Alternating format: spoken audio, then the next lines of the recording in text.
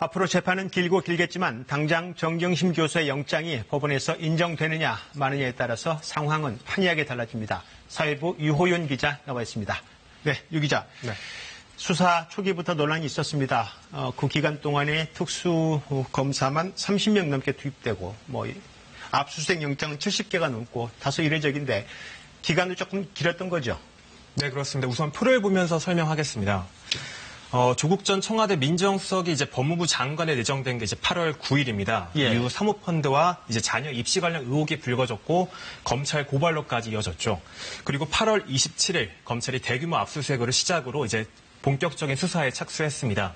그리고 이후에 오촌 조카 조모 씨가 지난달 중순에 구속이 됐고 조 전 장관 자녀들과 관련자들이 줄줄이 조사를 받았습니다. 조 전 장관은 지난 14일에 사퇴를 했습니다. 그리고 검찰이 그 직전부터 정경심 교수를 불러 조사했고 7번의 소환 조사 끝에 오늘 구속영장을 청구했습니다. 예, 혐의를 11가지를 들고 있습니다. 검찰이 구속이 필요하다고 하는 가장 중요한 어떤 이유를 들고 있습니까? 검찰이 밝힌 영장 청구 사유입니다. 범죄 소명의 정도, 사안의 중대성, 증거인멸의 우려, 원론적인 입장이죠. 예. 정 교수가 핵심 피의자인데다 구속의 필요성을 판사에게 납득시킬 수 있다는 뜻일 겁니다. 하지만 검찰도 정 교수의 건강 문제와 여론 등 여러 가지를 두고 고민한 것으로 알려졌는데요.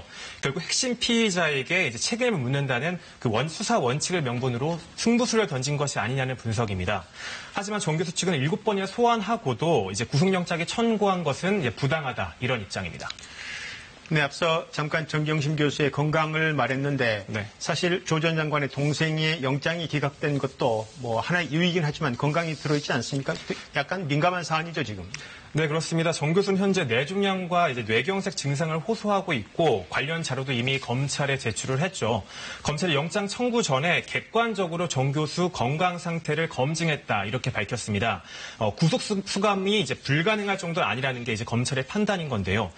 이제 법원이 이 부분을 어떻게 이제 판단할지가 남아 있습니다. 앞서 법원은 조 전 장관의 동생의 영장 실질 심사에서 피의자의 건강 상태를 이제 영장 기각 사유 중 하나로 들었습니다.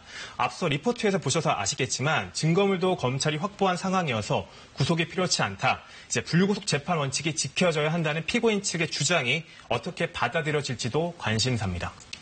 예, 영장 발부 여부가 거기에 따라서 지금 그 이후의 상황이 판이하게 달라진데 기각이 되면 어떻게 됩니까?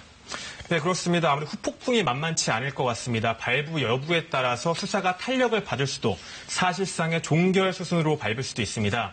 영장이 기각 난다면 이제 재청구에 나설 가능성도 있지만 수사는 급격히 힘을 잃게 되겠죠. 윤석열 검찰총장의 책임론도 거세게 일 걸로 보입니다. 지난 17일 대검 국감에서 이제 수사는 자신이 지휘한다고 윤 총장이 이렇게 밝혔거든요. 아울러 검찰 개혁을 저지를 위한 무리한 수사였다는 목소리에도 힘이 실릴 것으로 보입니다. 반대로 영장이 발부된다면 검찰은 그간의 수사의 정당성을 어느 정도는 인정받을 수 있을 것으로 보입니다. 또 조국 전 장관으로 가는 수사의 길이 조금은 더 얇아졌다는 분석도 나오고 있습니다.